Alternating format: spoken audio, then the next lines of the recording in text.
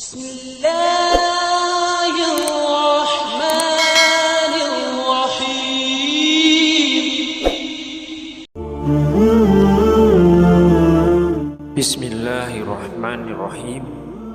Assalamualaikum warahmatullahi wabarakatuh.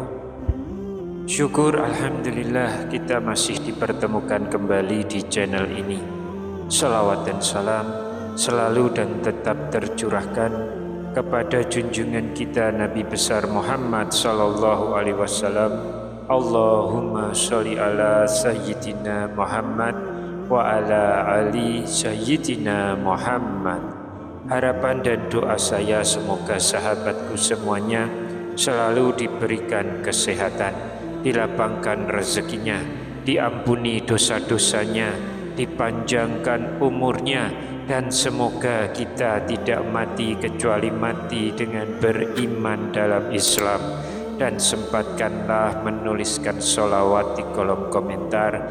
Insya Allah akan menjadi bukti cinta kita kepada Rasulullah Muhammad sallallahu alaihi wasallam. Semoga kita semua mendapatkan syafaat beliau di akhirat kelak. Amin ya rabbal alamin. Sahabat seiman yang dirahmati Allah, dalam pembahasan kali ini kami akan menyampaikan apa saja yang tidak boleh dilakukan di kamar mandi atau larangan ketika kita di kamar mandi. Apabila larangan-larangan ini dilanggar dengan sengaja, maka diyakini dapat mengganggu kehidupan kita, bahkan rezeki kita, serta keberkahan dari kehidupan pemilik rumah. Lantas larangan apa sajakah itu? Sahabat seiman yang dirahmati Allah, tahukah kita bahwa di dalam rumah kita terdapat 4 faktor utama yang sangat berpengaruh atas kelancaran rezeki yang akan kita terima. 4 faktor utama tersebut adalah pintu utama rumah, dapur, kamar tidur, dan yang tidak kalah penting adalah kamar mandi. Lalu bagaimanakah pandangan Islam mengenai kamar mandi ini?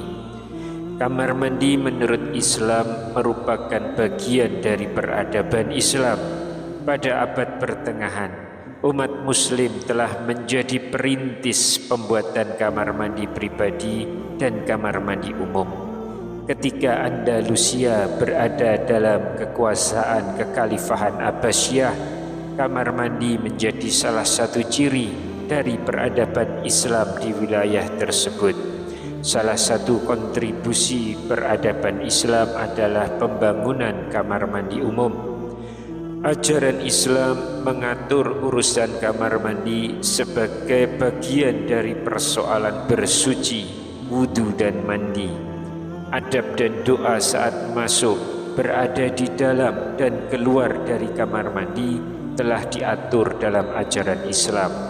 Ajaran Islam juga telah mengatur larangan tertentu terhadap kamar mandi umum. Sahabat seiman yang dirahmati Allah, dalam ajaran Islam dinyatakan bahwa kamar mandi merupakan tempat najis yang dihuni jin dan setan, sehingga kedudukannya sebagai tempat sholat menjadi makruh meskipun dalam keadaan bersih. Aturan untuk memasuki kamar mandi telah diajarkan dalam Islam. Pengaturan ini merupakan bagian ajaran Islam mengenai suatu perilaku yang baik dan buruk untuk dilakukan. Contohnya telah diperlihatkan oleh Nabi Muhammad SAW bahwa ketika memasuki kamar mandi, kaki kiri didahulukan untuk melangkah ke dalamnya. Bersamaan dengan langkah kaki kiri, dibacalah doa masuk ke kamar mandi. Jika telah selesai melakukan istinja, doanya juga dibacakan, dan ini berlaku saat buang air kecil maupun air besar. Aturan untuk keluar kamar mandi juga telah diajarkan dalam Islam. Saat akan keluar kamar mandi, kaki kanan menjadi yang pertama kali keluar. Setelah keluar, doa untuk keluar kamar mandi dibacakan. Doanya pun hanya berisikan ucapan memohon ampunan kepada Allah. Lantas bagaimana seharusnya seorang muslim ketika berada di kamar mandi? Sahabat seiman yang dirahmati Allah, yang pertama, adab yang di dalam kamar mandi adalah diam. Di dalam kamar mandi dilarang untuk berbicara dan berzikir.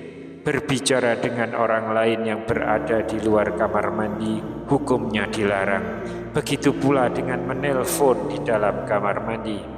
Menurut para fuqaha, pengecualiannya bila dalam keadaan terpaksa.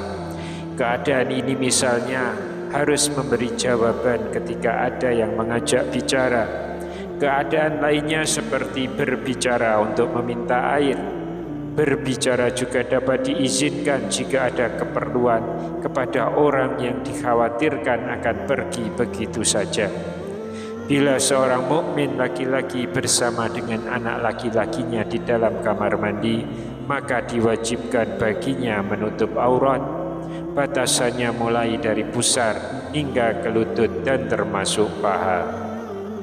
Yang kedua, hadis yang diriwayatkan dari Aisyah oleh At-Tabrani menyebutkan bahwa anak-anak perempuan dan perempuan dewasa dilarang memasuki kamar mandi umum. Larangan ini berkaitan dengan kondisi kamar mandi umum yang tidak sepenuhnya tertutup. Larangan ini berlaku pula bagi laki-laki dari hadis riwayat Ibnu Majah dan Abu Dawud. Pengecualian untuk larangan ini hanya bagi perempuan yang sedang sakit atau nifas. Yang ketiga, sholat juga dimakruhkan dilakukan di dalam kamar mandi. Hukum ini ditetapkan dalam mazhab Hanafi, mazhab Hambali, dan mazhab Syafi'i. Alasannya adalah adanya kemungkinan najis di dalamnya dengan tingkat yang rawan atau menjadi tempat tinggal bagi setan. Alasan lainnya yaitu kamar mandi juga menjadi tempat terbukanya aurat. Namun kemakruhan sholat di kamar mandi tingkatannya lebih rendah dibandingkan dengan sholat di dalam ruangan yang terdapat patung. Dalam mazhab Maliki, status sholat di dalam kamar mandi adalah boleh dan tidak makruh selama tempatnya bersih dari najis. Namun jika terdapat najis di kamar mandi, maka sholatnya batal. Yang keempat, model tempat buang air pada kamar mandi dilarang untuk menghadap atau membelakangi kiblat. Sahabat seiman yang dirahmati Allah, kamar mandi termasuk jenis tempat yang najis untuk ditinggali. Namun jin menjadikan kamar mandi sebagai salah satu tempat tinggalnya. Mereka biasanya berkumpul di tempat-tempat najis di bumi. Jin dari kelompok setan juga tinggal di kamar mandi dan berdekatan dengan toilet. Wallahu a'lam bishawab. Demikian yang bisa saya sampaikan di kesempatan kali ini. Semoga dapat memberi manfaat untuk kita semua. Amin ya rabbal alamin. Wassalamualaikum warahmatullahi wabarakatuh.